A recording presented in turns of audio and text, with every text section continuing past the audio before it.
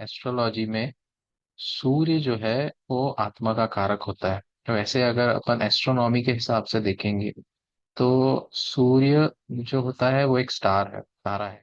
हम जब एस्ट्रोलॉजी के नजरिए से देख रहे हैं तो आत्मा का कारक माना जाता है सूर्य को। आत्मविश्वास को रिप्रेजेंट करता है, आपके एक सेल्फ कॉन्फिडेंस को रिप्रेजेंट करता है। फिर आपके पिता को रिप्रेजेंट करता है, गवर्नमेंट को रिप्रेजेंट करता है, आपके रेपुटेशन को रिप्रेजेंट करता है, और फिर अथॉरिटी को रिप्रेजेंट करता है, लीडरशिप को रिप्रेजेंट करता है, और कैरियर को रिप्रेजेंट करता है। उसमें सूर्य दिग्बली हो जाते हैं।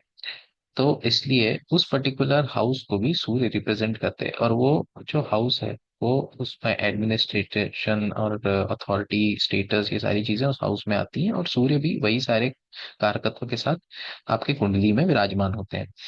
अब जहां भी सूर्य आपकी कुंडली में बैठे रहेंगे उस पर्टिकुलर भाव से, उस भाव से आपकी आत्मा का बहुत ज्यादा जुड़ाव रहेगा। ये सूर्य का एक कारकत्व है। अब सूर्य क्या क्या दर्शाता है? सूर्य आत्मा दर्शाता है, सूर्य नेतृत्व भी दर्शाता है, लीडरशिप दर्शाता है, सूर्य आइडेंटिटी भी दर्शाता है, ईगो दर्शाता है। और आप कितने फेमस होंगे वो भी सूर्य से आपको पता चलता है। अब सूर्य किन चीजों का कारक है? सूर्य एक, जैसे मैंने बताया, सूर्य आपके सोल का, आपके आत्मा का कारक है, आपके पिता का कारक है, सरकार का कारक है, गवर्नमेंट का कारक है। हड्डियों का, बोन्स, अब आपको बोन से रिलेटेड अगर कुछ इशू हो रहा है तो आपके सूर्य देखा जाता है कि सूर्य कहाँ प्लेस्ड है। सूर्य उन सब चीजों का कारक है। सूर्य आपके हार्ट का कारक है। उसके बाद आंखों का कारक है, आपके प्रतिष्ठा का कारक है, नेतृत्व का कारक है। ये सारी चीजों का कारक सूर्य है। अब सूर्य किस राशि में एग्जॉल्टेड होता है? सूर्य मेष राशि में 10 डिग्री पर एग्जॉल्टेड हो जाते हैं, मतलब उच्च के हो जाते हैं। और डेबिलिटेटेड मतलब नीच के किस राशि में होते हैं? सूर्य लिब्रा में, तुला राशि में 10 डिग्री पे नीच के हो जाते हैं। तो जब सूर्य अगर किसी की राशि में किसी की कुंडली में उच्च राशि में बैठे हुए हैं तो सूर्य अच्छे रिजल्ट देंगे। फिर सूर्य के मित्र कौन कौन है? सूर्य के फ्रेंड्स एस्ट्रोलॉजी के हिसाब से कौन कौन से गुड फ्रेंड्स? चंद्रमा हो गए, मून, मंगल हो गए, मार्स, और गुरु हो गए, जुपिटर। ये सूर्य के मित्र हैं। फिर समग्रह होते हैं जिससे न्यूट्रल रिलेशनशिप रहती है, वो है मरकरी, बुध। सूर्य के दुश्मन कौन कौन है? वीनस सूर्य के दुश्मन है, मतलब शुक्र ग्रह, और सैटर्न मतलब शनि। एस्ट्रोलॉजी में बोला जाता है कि सैटर्न उनके बेटे हैं, और बेटे और पिताजी में बिल्कुल भी नहीं बनती, इसलिए सूर्य और शनि ये आपस में परम दुश्मन है, परम शत्रु है। मजबूत सूर्य आपकी कुंडली में क्या क्या संकेत दे सकते हैं?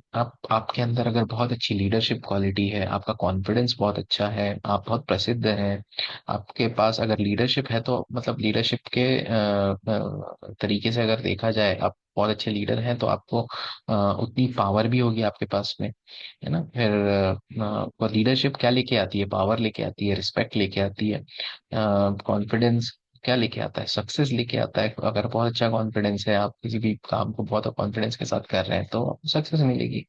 ये सारी चीजें अगर आपके लाइफ में है, मतलब आपके सूर्य आपको अच्छे रिजल्ट दे रहे हैं। अब ऐसा जो व्यक्ति होता है वो जिसके सूर्य बहुत अच्छे होते हैं, उसका आत्मविश्वास बहुत अच्छा होता है, उसके निर्णय लेने की क्षमता जो होती है वो बहुत अच्छी होती है, वो बहुत प्रसिद्ध भी होता है, नेतृत्व को बहुत अच्छा कर लेता है, सरकारी सहायता पाने वाला होता है। अगर उसको गवर्नमेंट की तरफ से कोई, मतलब उसके गवर्नमेंट को कुछ इश्यूज नहीं हो रहे हैं, गवर्नमेंट की तरफ से हेल्प प्रॉपर मिल रही है उसको, तो सरकारी जो सहायता है वो प्रॉपर मिल रही है, तो उनका सूर्य अच्छे है और बहुत सम्मानित व्यक्ति होता है।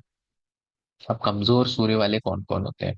कमजोर सूर्य वालों को ना बहुत डर लगता है, उनकी हेल्थ पे भी इश्यूज होते हैं, उस वजह से उनका कॉन्फिडेंस बहुत कम रहता है, उनको ईगो इश्यूज रहते हैं। सूर्य के नेगेटिव इफेक्ट्स में ईगो इश्यूज आ जाते हैं कभी कभी। जब सूर्य मेष राशि में उच्च का हो जाता है तो आदमी बहुत ईगोइस्टिक हो जाता है, तो वो नेगेटिविटी भी जाग जाती है कभी कभी। तो वो एक नेगेटिव इम्पैक्ट है जो आपको सूर्य जब नेगेटिव होता है तो सूर्य के बैड रिजल्ट्स मिलते हैं, तो वो नेगेटिव नहीं होना चाहिए कायदे से। संभावित समस्याएं कौन कौन सी होती है फिर?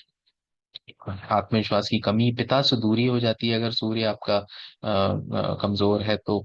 सरकारी कार्यों में बहुत रुकावटें आती है, बहुत बाधाएं आती है, आपके सरकारी काम बनते ही नहीं। जैसे आप पासपोर्ट बनवाने जा रहे हो, वहां पे इतनी इश्यूज आ जाएंगे कि वो आपको वापस भेज देगा।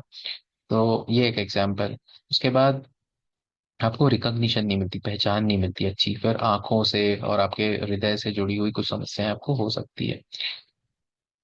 अब सूर्य का संबंध आपके शरीर में किन किन चीजों से है? हृदय से है आपके, आपकी हड्डियों से, बोन से है आपके, आपकी आंखों से, आईज से है, और आपके जो आपके शरीर में जो ऊर्जा होती है, एनर्जी होती है जीवन की, जीवन रूपी ऊर्जा, उस चीज से है।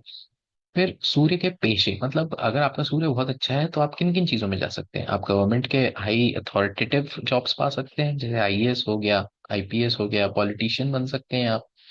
और अगर गवर्नमेंट में नहीं तो अगर प्राइवेट सेक्टर में आप सीईओ बन सकते हैं किसी कंपनी के। मतलब आप बहुत अच्छे लीडर बनेंगे, बहुत अच्छे गवर्नमेंट में कोई पोजीशन पा लेंगे, बहुत अच्छे एडमिनिस्ट्रेटिव जॉब्स में चले जाएंगे। तो ये सारी चीजें होती है, कोई उच्च पद आप पा सकते हैं। सूर्य की दिशा कौन सी होती है? ईस्ट साइड जो होती है, अब वो सूर्य की दिशा होती है, वहीं से वो उगते हैं और वही उनकी दिशा होती है। सूर्य का रंग होता है नारंगी, लाल और सुनहरा। और सूर्य के उपाय आप क्या क्या कर सकते हैं? जैसे आपका सूर्य अगर कमजोर है तो आप क्या करें? सुबह जल अर्पित करें सूर्य को, आदित्य हृदय का पाठ करें, गायत्री मंत्र का पाठ करें, सूर्य नमस्कार करें, तांबे के पात्र से सूर्य भगवान को अर्घ दें। आप पानी भी पी सकते हैं। और उसके बाद अगर हम जब देखते हैं केपी एस्ट्रोलॉजी के हिसाब से, सूर्य अगर 10th house, 6th house, 11th house से जुड़ा हुआ है तो कैरियर में संभावनाएं अच्छी बढ़ बढ़ जाती है। मतलब 11th हाउस तो इनकम का है, 10th हाउस प्रोफेशन का है, 6th हाउस जो है वो जॉब का है। तो अगर ऐसा जुड़ के आ रहा है, मतलब आपका कैरियर बहुत अच्छा रहेगा। यदि 5th और 9th हाउस से जुड़ा हो तो ज्ञान, सम्मान और प्रतिष्ठा देता है। अंतिम निर्णय हमेशा स्टार लॉर्ड, सब लॉर्ड और हाउस सिग्निफिकेशन के आधार पर किया जाता है। अब सूर्य का जो आध्यात्मिक अर्थ होता है वो होता है परमात्मा, आत्मा और शरीर से। सूर्य आत्मा का प्रतिनिधित्व करता है। तो और चंद्रमा जो है वो आपके मन का प्रतिनिधित्व करता है। और जो लग्न है वो आपका शरीर है, जो आपका कुंडली में लग्न होता है वो आपके शरीर को, पर्सनैलिटी को दिखाता है। तो इस प्रकार से जो हम सूर्य को डिफाइन करते हैं, सूर्य को परिभाषित करते हैं। और जब हम एस्ट्रोलॉजी में सूर्य को देखते हैं, हम कुंडली में सूर्य के आपकी कुंडली में बैठे हुए पोजीशन के हिसाब से आपका जन्म समय भी निकाल सकते हैं, बर्थ टाइम करेक्शन किया जा सकता है उससे। तो अगर और डिटेल में आपको सूर्य के बारे में जानना है और अन्य प्लैनेट्स के बारे में जानना है तो आप मुझे मैसेज कर सकते हैं, डीएम कर सकते हैं। और इसी के साथ मैं अपना ये वीडियो यहाँ समाप्त करता हूँ। जय श्री राम।